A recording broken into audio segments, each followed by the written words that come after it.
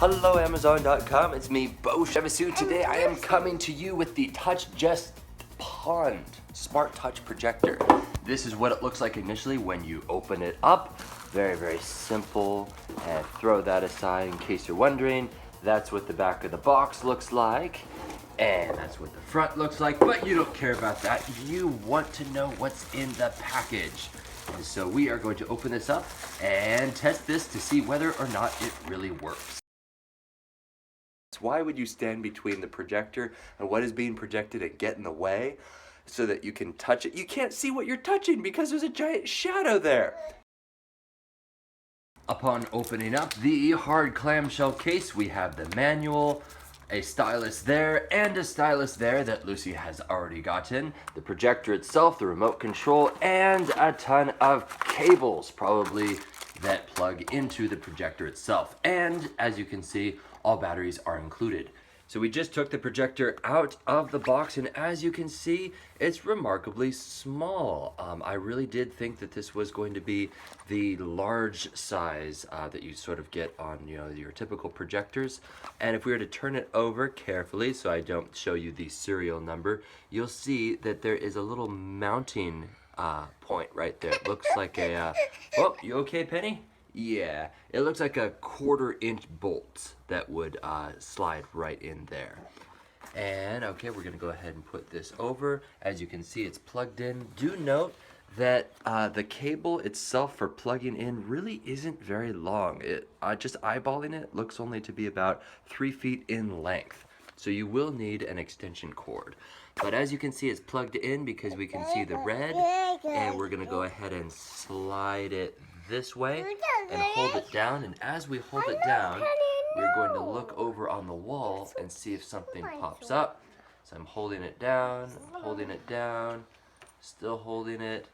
The instructions do say hold it for 3 seconds, and that was well more than 3 seconds. Let's try it again another time and see if it will power on.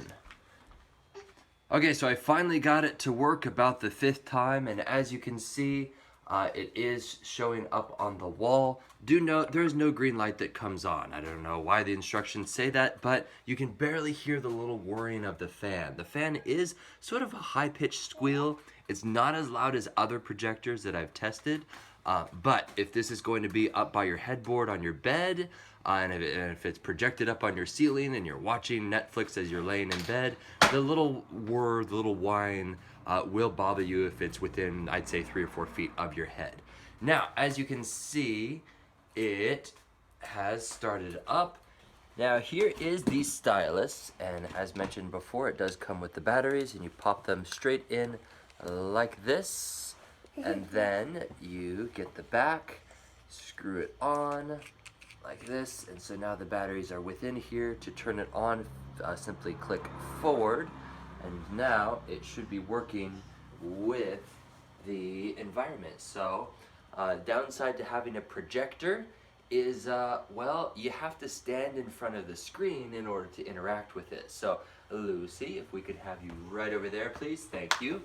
So let's go ahead and click on the Google settings right there. I'm purposefully by the door. Now really it's not very bright here, but you can tell that you can't read half of the screen because of the sunlight coming in. So if you're going to be using this, it has to be in a fairly dark room, which may be kind of awkward if you are in a meeting of some kind at work and it's too dark for people to even take notes. So yeah, as you can see, barely see up there. You can still see, well, let's go into settings right there. Oh, settings, gotta be right on, there we go. No items in there, let's go home, let's go to email. Of course, we have to set up email here. Work, there we go. Okay, and we'd have to type in something. Let's go to that. You know what? Let's find a darker area so you can actually see this. Don't be frustrated because I'm just trying to push this to its limits to see what works and what doesn't work. And obviously when there's a little bit of sunlight, it's not gonna work. Okay, deep sigh. This is the 5th place that I am trying to get this to work.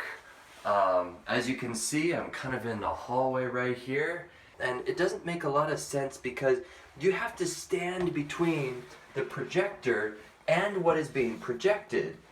And when you do that, you get in the way of what you're touching. So when you try to touch it, and as you can see, I'm fairly close right there. So the calibration is going to be a little off with this. So really this doesn't make a lot of sense. And as you can see, my children are kind of frustrated too. They just wear their emotions on their sleeve a bit more than I do. So they're lucky to get a maybe 2 out of 5 stars with this. I think it's way overpriced for what you get. The actual projector is very, very crisp as what you saw. And the cord is too small. So now my children are tripping all over it. 2 out of 5 stars, possibly a 1 out of 5 stars. My name is Beau, and I really wanted this to work, but you know, I'm spinning my wheels here, and I hope that this is helpful in determining whether or not this Touchjet projector is right for you. I'd suggest not. There are other options out there. The touch sensitivity, the technology is just not there. It's a nice idea, but it's just not going to make sense. Why would you stand between the projector and what is being projected and get in the way so that you can touch it? You can't see what you're touching because there's a giant shadow there. 2 out of 5 stars, probably 1 out of 5 stars. My name is Beau, and I look forward to testing, demonstrating more gadgets here on Amazon.com.